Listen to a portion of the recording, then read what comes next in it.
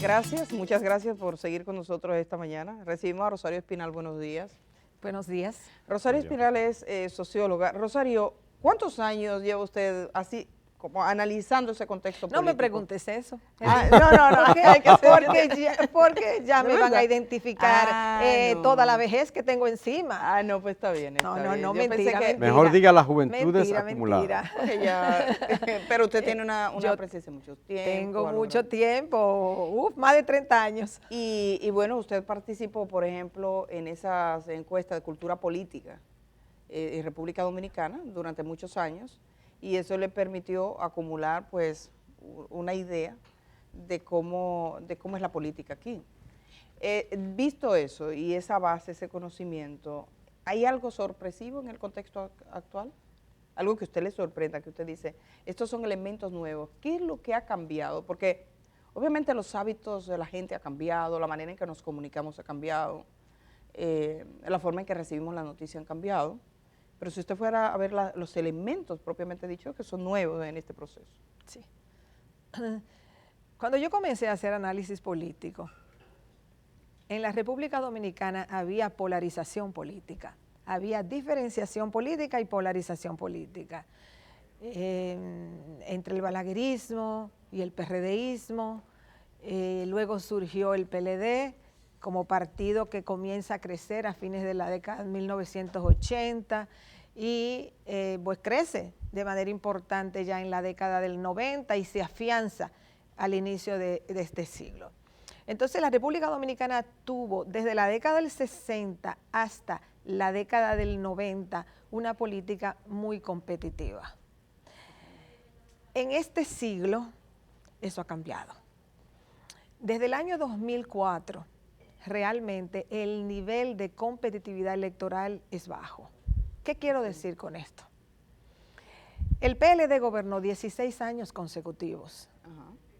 Ya te da, ese es un indicador de que si un partido se mantiene tantos años en el poder, no había una competitividad electoral. Pero lo estamos viendo ahora también. Lo que estamos viendo es que en las elecciones del 2020, después de unos 3 años de ir estructurando una salida del PLD, o sea, de articularse fuerzas de oposición para que saliera el PLD del poder, llega el PRM. Y el PRM lo que está intentando hacer ahora es replicar lo que hizo el PLD. Es decir, operar en un sistema, digamos, de partido que tiene como eje el partido dominante, no la competitividad electoral. Son cosas muy distintas. Entonces, lo vimos en las elecciones municipales. El PRM gana alrededor de un 60% de los votos.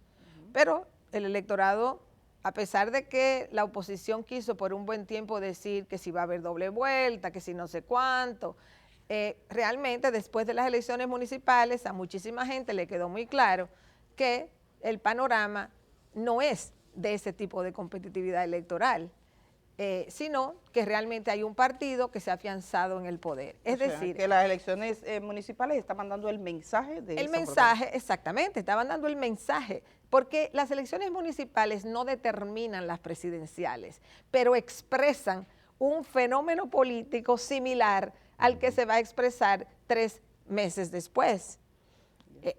O sea, no es una cuestión de causalidad, es una cuestión de que expresan fenómenos iguales o similares. Entonces, el elemento aquí a resaltar es que el sistema partidario dominicano perdió competitividad electoral. Ya hace, digamos en este siglo, perdió competitividad electoral. Y uno de los elementos de por qué, son varios, pero uno de los elementos de por qué ha perdido competitividad electoral es porque hay un partido X, antes fue el PLD, ahora es el PRM, que llega al poder, logra mantener por un tiempo una unidad partidaria, eso le da fortaleza y desde el Estado esa fortaleza se multiplica y la oposición, cual fuera, antes era reformismo PRD, ahora es PLDismo, es decir, PLD más Fuerza del Pueblo, la oposición se divide. El PLD gobernó tanto tiempo y una de las razones fue porque ellos estaban unidos y la oposición dividida. Ese fue crucial para que el PLD gobernara 16 años. Y la otra razón crucial fue la estabilidad macroeconómica del país. Esas son las dos variables claves que explican por qué el PLD gobernó 16 años consecutivos. El PRM ahora se beneficia de lo mismo. Se beneficia de una oposición dividida, de una unidad del PRM, de una unidad PRMista en términos de su dirección, que está bastante articulada, o sea, bastante unida, hasta nuevo aviso, que no sabemos cuánto va a durar el nuevo aviso. O sea, por el momento ellos han logrado compactarse en la dirección del partido y esa es una señal que se envía hacia abajo. Y hay una situación, a pesar de la inflación, que es el problema principal que enfrentaría el gobierno, es una inflación acumulada, pero esa inflación acumulada, mucha gente sabe que ha sido producto de la pandemia, que ha sido producto de la guerra en Ucrania, o sea que se dieron unas coyunturas que generaron procesos de inflación. O sea, la pandemia deprimió la economía, pero ya la recuperación económica después de la pandemia, por los problemas de fletes, de que no se estaba produciendo y comenzó la demanda, pero no había una respuesta rápida de capacidad productiva. O sea, por todas esas razones se produce una inflación que está controlándose ya en la mayoría de los países del mundo, incluido en este, pero que deja una secuela, porque esa inflación se queda ahí. Lo que se controla es el crecimiento de la inflación, no es que los precios van a volver a como estaban antes de la pandemia. Sí. Entonces, el PRM se beneficia ahora de lo mismo que se benefició el PLD. Y en este siglo, que vamos en el año 2024, realmente hay escasa competitividad electoral. Solo se produce la competitividad electoral o solo se produjo para sacar al PLD en el 2020 y fue a través de muchas cosas que tuvieron que hacerse para sacar al PLD del poder. Y ahora el PRM reemplaza al PLD y busca reproducir el mismo esquema. Es importante resaltar que en América Latina, casi en todos los países, el sistema de partidos colapsó. O sea, lo que hace 30 años, cuando se produjeron los procesos de democratización en la región, comenzando con República Dominicana en el 78, pero siguiendo con Ecuador en el 79, Perú en el 80, Argentina en el 83, etcétera. Los partidos que estructuraron, que estaban presentes en el momento de las transiciones democráticas en América Latina, esos sistemas de partidos han colapsado en la mayoría de los países. Aquí no ha colapsado. No se prevé. Aquí no ha colapsado, aquí ha mutado, ha cambiado un poco, pero no ha colapsado. ¿Por qué no ha colapsado? Mi artículo de hoy precisamente se titula ¿Por qué no ha colapsado el sistema de partidos dominicano? Y yo doy 5 razones en el artículo de hoy. Número 1. Número 1, no ha colapsado porque este país viene de una tradición de competitividad electoral que, aunque se ha diluido, dejó su secuela para mantener el sistema. Porque ha habido una alta participación electoral hasta el 2020. Cambió en el 2020 y eso requiere análisis.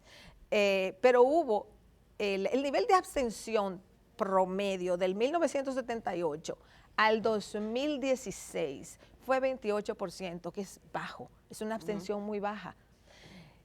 La ciudadanía en encuestas políticas, que tú te referiste a eso, en encuestas de cultura política, no encuestas electorales, sino en encuestas de cultura política, desde principios de este siglo hasta el 2014, 2015, por ahí, la ciudadanía expresaba un alto nivel de simpatía partidaria. O sea, hay una pregunta muy sencilla que hacen las encuestas de cultura política. ¿Simpatiza usted por un partido político, sí o no?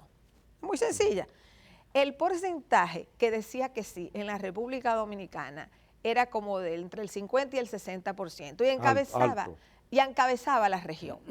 Sigue encabezando la región, pero con niveles más bajos porque se ha desplomado en toda la región. Es un fenómeno. Pero aquí ahora lo que se registra es alrededor de un 40%. O sea, ha bajado en términos dominicanos. Eso es lo que explica la alta abstención, o relativamente alta de ahora de febrero. En parte la abstención se explica por el declive en la identificación partidaria, esa es una.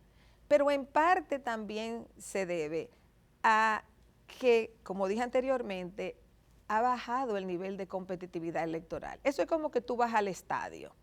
Tú vas al estadio cuando tú sabes que la temporada de béisbol está mala, que hay un partido que está ganando que las todo. Águilas están ganando. No hay emoción. Ajá, las Águilas, yo soy aguilucha. Oye, las Águilas. Pero tienen tiempo. Está verdad, ganando o sea. todo. Van a ir Los los liceístas demás. no van, está Incluso aburrido. los aguiluchos no van a ir. Esa es O la sea, verdad. si hay un equipo que está ganándolo todo, hay poca competitividad Claro. en la temporada de béisbol, ¿verdad? Lo mismo ocurre con las elecciones, porque las elecciones son torneos de competitividad. O sea, Y la gente no le ve gracia. la gente no le ve gracia. ¿Usted cree que es un hecho? ¿Podría, hay en su mirada, hay algún tipo de posibilidad de una segunda vuelta electoral? Bueno, como yo siempre soy la que adelanto la dificultad de que haya segunda vuelta, recuerdo que en el 20 lo La dije, acabaron, lo la acabaron. fine- lo La dije a acabaron. fines del 2019 y me acabaron en las redes La porque yo acabaron. dije que no. En la República Dominicana es escasa la posibilidad de segunda vuelta.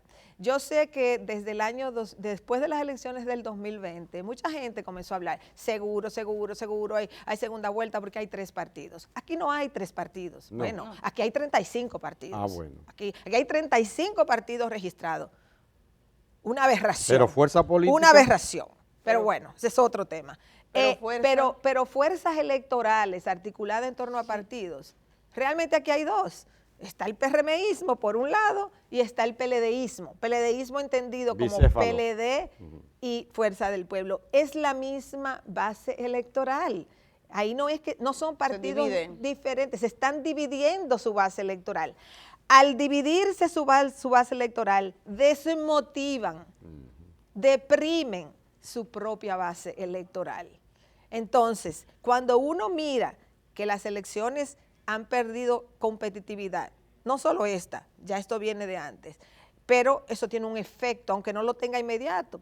Por ejemplo, yo decía, las elecciones han perdido competitividad desde el año 2004, pero eso no se reflejó en abstención inmediatamente.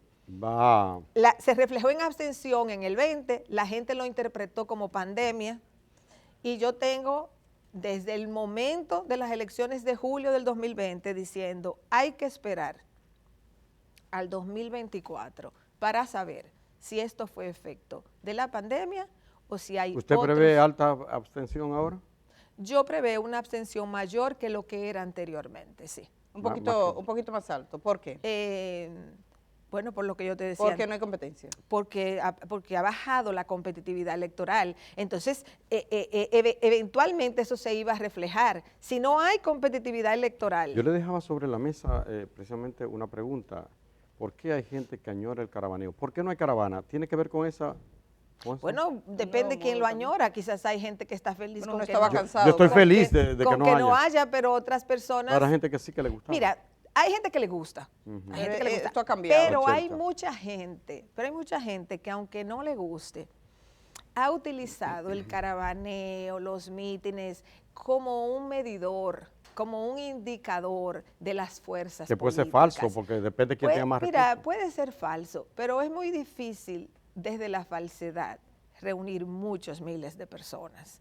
O sea, para tú hacer un mitin masivo, una caravana masiva, tú necesitas tener apoyos. O sea, tú no puedes manufacturarlo todo en política. Eso es como decir que tú puedes comprar votos equivalentes a un 20% o a un 10% del electorado. No.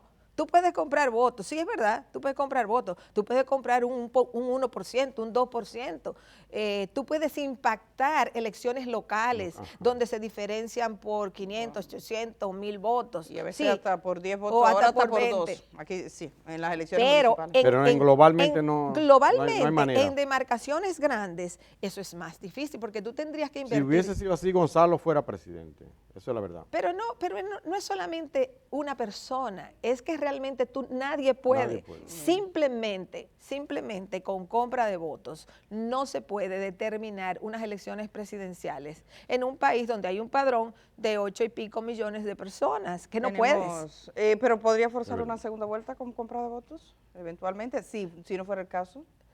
No, Si porque la diferencia porque, fuera, si hubiese un ambiente de más competitividad. bueno, si tú tuvieras unas elecciones donde la Cerradas. diferencia fuera 51-49, Sí, como por esas ejemplo, elecciones que un tú punto puedes, dos, tú te puedes puede variar. impactarla porque tú lo que necesitas es bajar un punto, bajarle un punto al que tiene el 51, pero esos no son los números que hay ahora mismo. Tenemos a Kenia con un cafecito para usted a esta hora de la mañana. Y yo quería preguntarle, gracias Kenia, sobre la reunión de rescate RD, o sea, esa coalición y la naturaleza y los fines. A mí me llama mucho la atención el hecho de que ellos han pospuesto la unidad, en cierto modo, para la segunda vuelta. O sea, cada quien está aspirando a que voten por ellos mismos y dicen, en la segunda vuelta nos juntamos. Y mucha gente estaba extrañando incluso esa reunión, de que se viese junto el doctor Leonel Fernández y Danilo Medina, que salieron juntos pero no reburujados, o sea, incluso con una mediación. ¿Qué le ha parecido todo eso y qué le ha parecido esa estrategia? Que es una unidad para el futuro. Bueno, esa es una estrategia que está fundamentada en una supuesta idea de que hay segunda vuelta. Entonces, si no se da la segunda vuelta, toda esa estrategia se derrumba. Entonces, hacer una estrategia electoral basado en una idea que puede pasar, sí, constitucionalmente eso está ahí, pero que la probabilidad real de que ocurra es pequeña y cada día, y no estoy ni siquiera hablando de encuesta, miren las elecciones municipales. O sea, cada día es más evidente que es poco probable que haya segunda vuelta. Entonces, si tu estrategia se basa en algo poco probable, el resultado va a ser probablemente negativo para quien hizo ese cálculo. Yo digo en todos los procesos electorales, yo no hago estrategia electoral, yo no me dedico a eso, yo soy una académica, pero siempre digo en los programas a los estrategas de partidos y electorales que nunca partan de la segunda vuelta. Hay que ir que para la pueda segunda. ocurrir, está ahí en la Constitución, es verdad, puede ocurrir, pero la probabilidad, y ya he explicado y he dado varias razones de por qué, es que no. Ahora, ¿qué es lo que sucede? Que ellos la usan, los políticos usan la idea de la segunda vuelta cuando no tienen otra escapatoria, cuando no tienen más nada que decir. ¿No había ninguna posibilidad de una unidad real en la primera vuelta? Como ellos no tenían la posibilidad real de unificarse, porque unificarse consistía básicamente en desmantelar un partido. Que uno se tragara al otro. Uno tenía que desmantelarse para apoyar al otro. ¿Qué pasaba, por ejemplo, si la gente del PLD decía, vamos a apoyar a Leonel Fernández? Bueno, pues que eso iba a significar una desarticulación del PLD. Y la Fuerza del Pueblo no podía hacer lo propio con respecto al PLD. Bueno, quien fuera. Ahora, yo no entiendo mucho por qué persiste Miguel Vargas Maldonado, por ejemplo.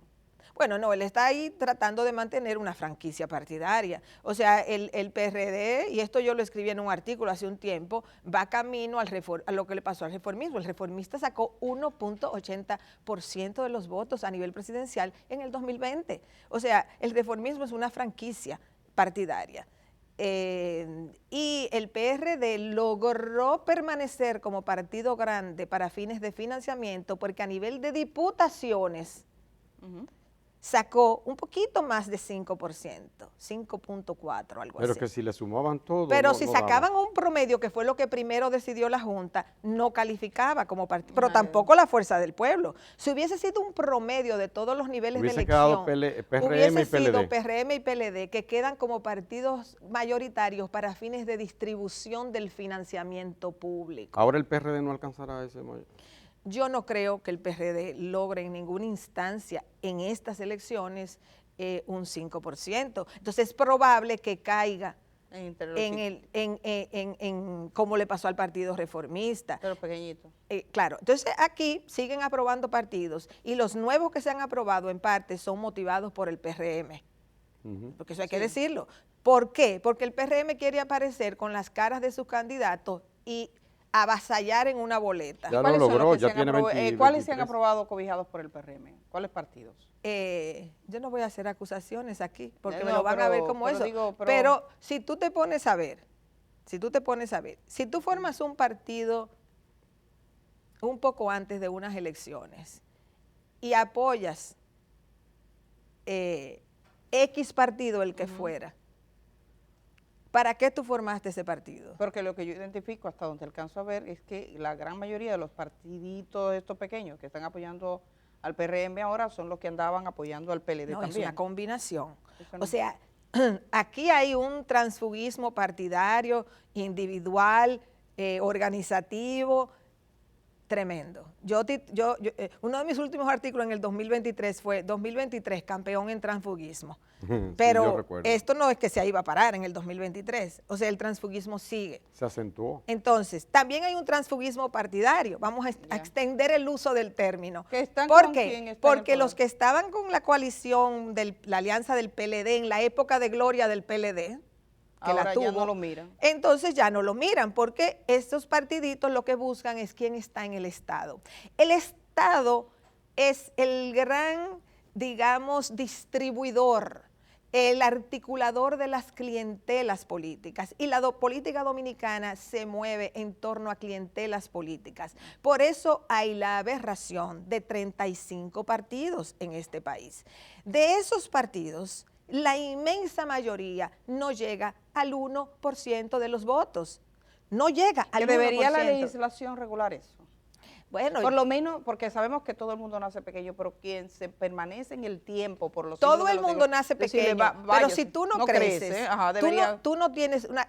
¿Qué pasa? Después de 2 procesos electorales sacando menos de uno. Simplemente tú tienes un partido, sacas 0.35%, pero resulta que tú vas en alianza. Antes ibas en alianza con el PLD, ahora vas en alianza con el PRM. Un modo de vivir. Tú eres la jefa del partido. A ti te van a dar una dirección de una dirección general de la no sé cuánto, o te van a dar o te van a dar un ministerio si eres de prestancia. Depende quién es que dirige el partidito. Entonces, te dan un puesto y ahí tú empleas a los 100 seguidores que realmente tú tienes. Ahí viene una de las... Y 100 y lo que quieres ahí entra, doctora... Sí. Y sus allegados, porque es el activista, más el hermano, más la prima, más la esposa, más la no sé quién. Entonces, cada activista tiene su grupito, digamos, que va a ser empleado. La nómina pública aquí ha aumentado bastante en los últimos 4 años. ¿Por qué? Porque toda esa gente que estuvo, más los nuevos, se agregan a la nómina pública. Entonces, esos 35 partidos, la mayoría de los cuales busca quién va a ganar elecciones para lograr posiciones públicas. Y ahí entra uno de los puntos que usted señala en su artículo de hoy, de las razones por las cuales no ha colapsado el sistema de partidos, el clientelismo. Claro, porque ha servido... Aquí los partidos grandes, que son los que ganan elecciones, articulan todos estos partidos pequeños que a veces ellos mismos patrocinan. A veces esos partidos han surgido por razones X, por su cuenta, vamos a decir, pero a veces surgen motivados por ellos también. Entonces, esos partidos grandes son el cordón que unifica todas esas vertientes clientelares. ¿No es una especie de prostitución de la política? Bueno, tú lo puedes llamar así, yo no sé, yo no le voy a poner ese calificativo. Es una distorsión clientelar, yo lo voy a llamar así en vez de prostitución. Una distorsión clientelar que existan 35 partidos porque no representan a nadie. Hablando de distorsión clientelar, no solo para seguir ahí, porque el tema del dinero como que es la clave, y ahora que van a elegir diputados y senadores, viendo que el diputado más votado en Santiago fue el señor Miguel Gutiérrez, el segundo más votado del país. Entonces, el tema del dinero parece convertirse como en un arma contra aquellos que son parte de un partido, que además el dinero se otorga a discreción, ¿Qué le parece a usted? Todo ese, cómo se quedan atrapados los candidatos, sobre todo senadurías, a las diputaciones. Uno ve gente decente que tiene mucha dificultad para promoverse, que tiene mucha, vamos a estar claros, aquí el que tenga dinero y tiene mayores posibilidades de visibilidad, y si tiene el apoyo del dirigente de turno que lo está, o es hijo de alguno, que también es eso, que ahora es una fase hereditaria, pues corre con mayor nivel. Entonces uno se pregunta, ¿qué tipo de democracia es esta con tanta imposibilidad al que no tenga dinero? Mira, hay algunas personas, algunos candidatos, que por su conocimiento público, por sus vínculos políticos, etcétera, por su historial partidario o el de su familia, pueden lograr financiamiento vía las empresas, vamos a decir legítimo, o sea, vías legítimas donde tú vas y recaudas. Uno puede discutir eso a otro nivel, pero yo no voy a entrar en eso, simplemente voy a decir por vía de capital legítimo. ¿Ok? Una parte. La inmensa mayoría de los candidatos en este país no accede, no puede acceder a ese dinero, porque las empresas reconocidas, los empresarios reconocidos, que no lo hacen como empresa ni como empresarios, sino que lo hacen calladitos por ahí. Subrepticiamente. Sí. Pero ese, digamos, ese capital, vamos a llamarle legítimo, financia un grupito, pero no financia la inmensa cantidad de candidaturas que hay en este país. ¿De dónde se nutren todos esos otros candidatos? Consciente o inconscientemente, porque puede ser a veces que ni saben, se nutren de fuentes ilegales, donde el narcotráfico juega un papel fundamental. Si ustedes se van a los municipios, provincias del interior de este país, donde no hay grandes empresarios que donan para la política ni nada de eso, eso es todo dinero sucio financiando la política. ¿Por qué? Porque cada candidato es un empresario de su propia empresa política. No es ya, mira, el dinero que le llega a los partidos es un dinero que le da a los partidos para logística general. Pero los partidos, en la mayoría de los casos, no están apoyando a sus propios candidatos. No es que tú eres candidata y el partido viene y te entrega, mira, aquí tú tienes 2 millones debería ser así. Y te estoy poniendo una cantidad bajita. O te tenemos un anuncio y te lo vamos a pagar. No, o sea, la mayoría de los candidatos están buscando su dinero por su cuenta. Es más, yo diría todos los candidatos están buscando su dinero por su cuenta. Y hay algunos quedan en la ruina. Y más en el caso de los diputados. Todos, hasta un regidor. Hasta un regidor. Claro, tú vas a necesitar menos dinero para ser regidor que para ser diputado, senador o presidente. Entonces, toda esa gente anda buscando dinero. Que hay algunos honrados que los buscan con su primo, con su hermana, con su sobrino, con su compadre. Sí, es verdad. Pero hay muchos que recurren a ese dinero ilegal. Entonces, aquí hay que hacer muchas reformas. La gente confunde la democracia con todas estas medidas de proliferar las candidaturas, de proliferar la cantidad de partidos. Mientras más partidos tú tienes 35, supón que 6 de los 35, que es poco, pero supón que 6 llevan candidaturas a alcalde, a diputados, a regidores, a senadores y a todo. Eso es mucha gente. Ya es mucho, sí. De hecho, las propias elecciones no son sinónimo de democracia. Cuando Trujillo se hacían elecciones, por ejemplo. Sí, pero no es lo mismo. Sí, realmente sí. No estamos en una época de dictadura. No, pero quiero decir que no, per se las elecciones, que se hagan elecciones no significa que sea una democracia pero real. Es importante que se hagan elecciones, es bueno que se hagan elecciones. Claro. Lo que pasa es que el sistema electoral no puede festinarse, Tú no tienes por qué tener...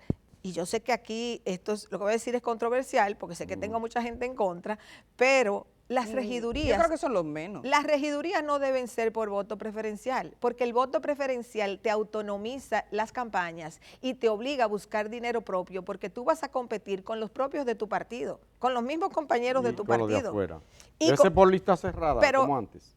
Yo considero que los regidores pueden ser por lista cerrada, a los partidos que resuelvan su problema interno. La ciudadanía va a votar en las elecciones. Democracia interna. Que apliquen democracia interna, que hagan el mecanismo que quieran, primarias, encuestas, lo que sea que vayan a hacer. Que pueden hacerlo. Asamblea, asambleas de delegados, lo que quiera. Pero que reduzcan, porque es que tienen que reducir el costo de las campañas. Y el canibalismo que se da. Si no hay manera de financiar esto que no sea con dinero sucio. Doctora, hace rato quiero preguntarle por esto. La oposición ha denunciado una trampa, habla de una trampa, que el gobierno está gestando o haciendo una trampa. ¿Prevé usted eso? ¿Qué tanto se puede convertir ese discurso, esa narrativa, como dicen ahora, en un boomerang para la propia oposición? Decir antes de las elecciones, me van a hacer trampa o me están haciendo trampa. Bueno, mira, aquí la oposición, quien sea la oposición, el PRM hacía lo mismo. Aquí la oposición siempre hace eso. Comienza a gritar temprano. Comienza a gritar muy temprano. El PRM era igual, y todos. Aquí la oposición siempre busca desacreditar las elecciones, busca desacreditar la Junta Central Electoral, busca desacreditar el partido que está en el gobierno. Eso siempre ocurre. Ahora bien, volvemos al punto central. ¿Cuál es el problema? El problema está en que aquí se ha perdido competitividad electoral porque quien llega al poder se afianza, pero se afianza porque la oposición se divide. Yeah. Mientras aquí la oposición no logre articularse, mientras el PLDismo esté dividido entre PLD y Fuerza del Pueblo, le va a tomar bastante. Pero eso es difícil que se una. Pues uno tiene que tragarse al otro de alguna manera. Uno tiene que subsumir al otro. O sea, no hay manera de que el PLDismo sea competitivo electoralmente. Que lo escuchen bien. Ellos no. Ellos lo deben saber porque no son novatos ya. Pero al principio no lo creían. Váyase a quien quiera. Porque al principio, mira lo que sucedió al principio. El PLDismo, yo le digo el PLDismo a los dos, el PLDismo pensó que habían tantos votos de su lado, que esos votos daban para este, para el otro, y sobraban. Ya. Y no se dieron cuenta en aquel momento, de hace 3, 4 años, de que los votos son finitos. Es decir, hay una cantidad de electores, y más si hay mucha abstención, hay menos. Ya. Hay una cantidad limitada de votantes y esos votantes fluyen, no están estáticos. Y parte de la razón por la cual los votantes fluyen es por quién gobierna y cómo tú te beneficias de quién gobierna. Por eso es que los partidos chiquitos corren inmediatamente identifican para el partido que va a ganar. Como las hormigas, que si tú te das un pedazo de comida y ahí. todo eso, lo huelen. Claro, y todo eso fortalece al partido que está en el Estado, el que fuera, antes fue el PLD Rosario, y ahora el PRM. Rosario, tenemos que terminar, pero me gustaría una valoración suya a cada una de estas personas. Comencemos por la figura de Abel Martínez, candidato a la presidencia por el PLD. ¿Le ha sorprendido la posición en la que está Abel Martínez? Que llegó a ser presidente de la Cámara de Diputados, ganar con amplio margen la alcaldía. Sin embargo, ¿cómo ve su Bueno, no, a mí no me ha sorprendido porque es muy difícil con un partido que recién salió del poder, que todavía pasa por los problemas de casos de corrupción y que está compitiendo con un presidente que todavía mantiene niveles de aprobación alto y con un expresidente que salió del poder hace más tiempo. Entonces, quien fuera, no importa cómo se llame, la persona que fuera de candidato ahí iba a tener dificultades para crecer. Así de breve nos vamos con el siguiente, Danilo Medina, porque aunque no es candidato, es como cuando uno habla del PLD, hay que ir donde Danilo Medina. Bueno, porque su espacio hasta ahora ha sido dirigir el PLD. Porque el PLD todavía eventualmente tendrá que encontrar la forma de ir, digamos, reciclándose. Esta es una etapa de transición del PLD. ¿Qué va a pasar con el PLD? No lo sabe nadie. O sea, el PLD tiene una posibilidad de reorganizarse, reencauzarse y volver a ser competitivo. Esa es una opción, pero también tiene otra opción. De morirse. Que es pasar por procesos de división una y eventualmente y eventualmente disminuirse. O sea, ¿qué es lo que va a pasar con el PLD? No sabemos. Pasemos así, rápidamente seguimos. Leonel Fernández. Leonel Fernández, que se va del PLD, tiene la fuerza del pueblo. Algunos dicen que tiene más, las estadísticas y las encuestas sugieren que está en mejor posición que Abel Martínez. Leonel Fernández, desde el 2013, lo he dicho, debió entender que él gobernó 3 veces la República Dominicana y que le correspondía ocupar otros roles en la vida política dominicana, a pesar de que en el 2010 él promocionó un cambio en la Constitución para rehabilitarse electoralmente. Pero hay que tener inteligencia política. Él tiene su derecho a postularse, claro está, tiene derecho a hacerlo mientras respire. Yo no le estoy cuestionando el derecho, sino un derecho que él lo produjo rehabilitándose. Pero, hay que entender que si usted gobernó 12 años un país y no estamos ya en la época de los caudillos, caudillos que se perpetuaban, que buscaban perpetuarse en el poder, él debió entender que su rol político a partir del 2013 era jugar el papel de presidente de una organización, educar su militancia, ayudar a forjar nuevos liderazgos, ocupar posiciones internacionales. Usted le está mandando a tener otros oficios. Eso debió hacer Leonel Fernández. Básicamente usted le está mandando a tener pero otros que eso oficios. lo escribí yo en el 2013. Okay. No lo estoy diciendo hoy. Vámonos con Luis Abinader. Luis Abinader, presidente de la República, evidentemente corre con cierta ventaja, eso es lo que dicen las encuestas, su posición y cómo valora esa transición entre el Abinader candidato para el 2020 y el Abinader que tenemos ahora. Bueno, el presidente y el PRM están en una situación ventajosa porque están en la mismita situación que estuvo el PLD en su época de gloria. Tienen unidad partidaria, tienen una oposición dividida y hay estabilidad macroeconómica en el país. Haciéndolo rapidito. Pues, ahora, ¿cuál es el riesgo que tiene el PRM y Luis Abinader? ¿Cuál?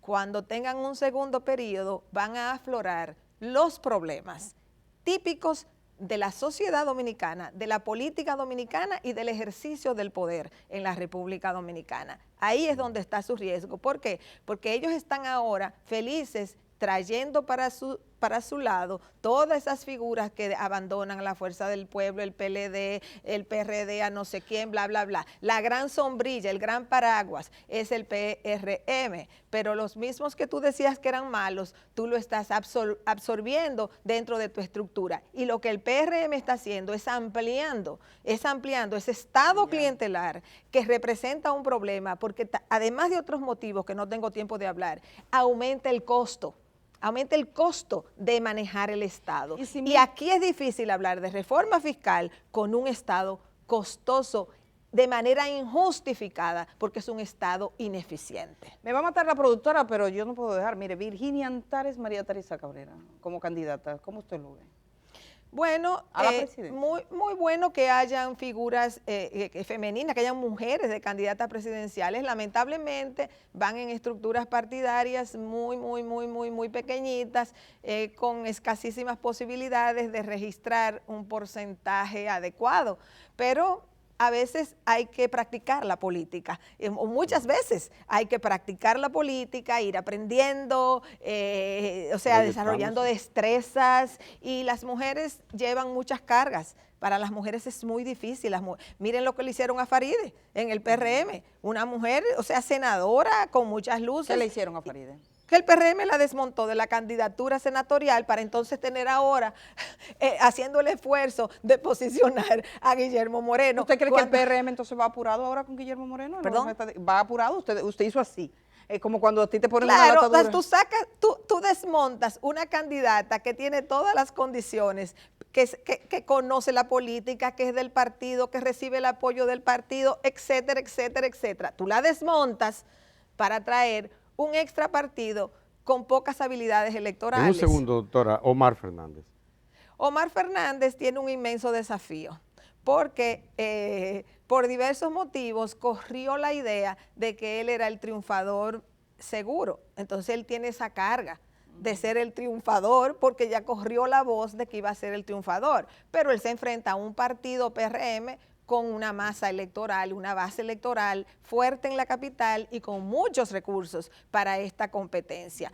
Le favorece que el PRM ha escogido un candidato un poquito más difícil de empujar, pero de todas maneras el PRM es muy fuerte en la capital y eso hay que tomarlo en cuenta. Pero además, si Leonel Fernández pierde y si Omar Fernández pierde, va a ser un golpe muy duro para la fuerza del pueblo. Bueno, gracias Rosario Espinal por estar esta mañana. Gracias, Es un ejercicio interesante. Vamos a ir a la pausa y regresamos de una vez. Perdone a nuestro director, nos fuimos casi contra la hora, todo suyo. Cualquiera, ¿verdad?